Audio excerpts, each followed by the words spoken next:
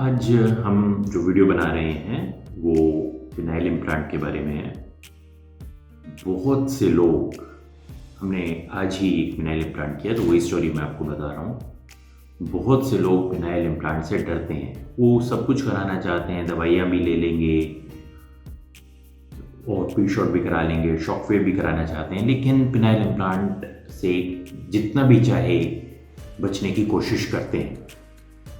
हमारे पास इतने ही पेशेंट आते हैं जो इस तरह के झांसों में फंस चुके होते हैं कि 2 महीने की दवाई ले लो, 3 महीने की दवाई ले लो, रिटर्न गारंटी ले लो, फलाना ले लो, ढिकाना ले लो। लेकिन ये सब फ्रॉड है। कोई भी आदमी अगर रिटर्न गारंटी दे रहा है या आपको कह रहा है कि 100% इलाज हो जाएगा मेरी इस दवाई से, तो 100% वो फेलियर के चांस है और 100% वो आपको गलत गाइड करता है। कोई भी इसमें 100% सिर्फ फिनाइल इम्प्लांट से है, क्योंकि आपने उसमें सिलिकॉन की ट्यूब डाल दी तो उसको फेल होने का कोई चांस नहीं होता। अदरवाइज कोई भी टेक्निक, चाहे वो मेडिसिन्स हैं, चाहे वो पी शॉट है या शॉक वेव है, वो 100% गारंटी की उम्मीद नहीं देती है।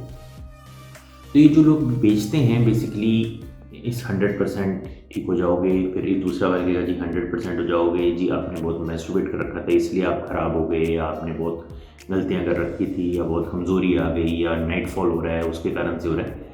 इस तरह के बहाने बनाते रहते हैं। एक्चुअली क्या है कि बहुत से ईडी जो होता है, जो क्रॉनिक ईडी है या फिर जो बहुत ज़्यादा सीवियर ग्रेड का ईडी है, वो किसी भी तरीके से ठीक नहीं होता, तो उसमें इम्प्लांट ही एक चॉइस बचती है। अब जिसका हमने कल इम्प्लांट किया है फिनाइल इम्प्लांट, वो पेशेंट खुद डॉक्टर है।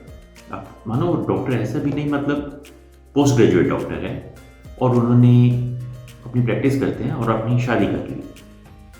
शादी करने के 1 साल तक वो सेक्स नहीं कर पाए और अब ये सिचुएशन है कि वो आके इम्प्लांट करा रहे हैं।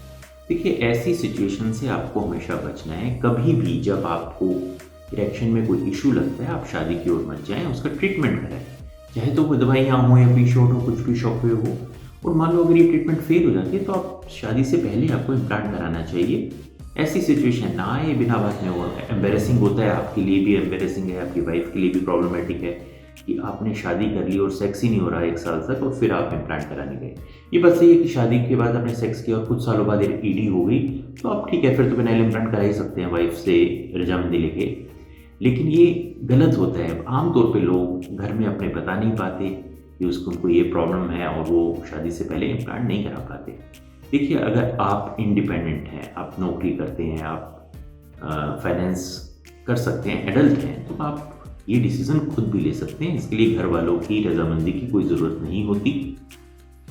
तो आपने ये हमेशा ध्यान रखना है कि अगर आपको ऐसी प्रॉब्लम आ रही है तो आप पहले फिनाइल इम्प्लांट करा दें, जो कि ठीक नहीं हो रहा है पी शॉट से, शॉक वेव से, दवाइयों से, ओरमेट थेरेपी से, हार्मोनल थेरेपी से, किसी से भी ठीक नहीं होता, तो फिर आप इम्प्लांट की ओर चले जाएं। वेट ना करें कि पहले मैं शादी करूंगा, फिर ऐसी सिचुएशन आएगी, फिर मैं इम्प्लांट करूंगा। तो ये जो केस था जो हमने कल किया है, पेशेंट का मैंने बताया, डॉक्टर होते हुए उन्होंने शादी कर ली और अब शादी के बाद सेक्स नहीं कर पा रहे हैं, तो अब उन्होंने हमसे इम्प्लांट कराया। और आज जो मैं केस कर रहा हूँ वो भी सिमिलर ही ऐसा केस है कि शादी के 6 महीने हो चुके हैं, सेक्स नहीं कर पा रहे, सब कुछ ट्राई कर चुके हैं, इस तरह के बहुत से जो गारंटी देते हैं उस तरह के इलाज करा चुके हैं, और उसमें और भी ज़्यादा ख़राब सिचुएशन हो गई है, तो वो भी इम्प्लांट कराएं। हम अमेरिकन इम्प्लांट करेंगे मोस्ट प्रोबेबली, या हो सकते हैं इंडियन भी करें, उनसे डिस्कशन करके। तो ये बहुत कॉमन हमारे पास पेशेंट आते हैं इस तरह के, जो शादी के बाद भी इन सिचुएशन से जूझते रहते हैं और शादी कर लेते हैं। तो अगर आपकी ऐसी सिचुएशन है तो ज़रूर आप पहले शादी से पहले ही अपना इलाज कराएं। तो आज के लिए यही मैसेज था। आशा करता हूँ आपको पसंद आया होगा। अब अगर आपको भी ये प्रॉब्लम है तो आप हमसे कांटेक्ट कर सकते हैं, व्हाट्सएप करते हैं, नंबर कर सकते हैं, नंबर दिए गए हैं।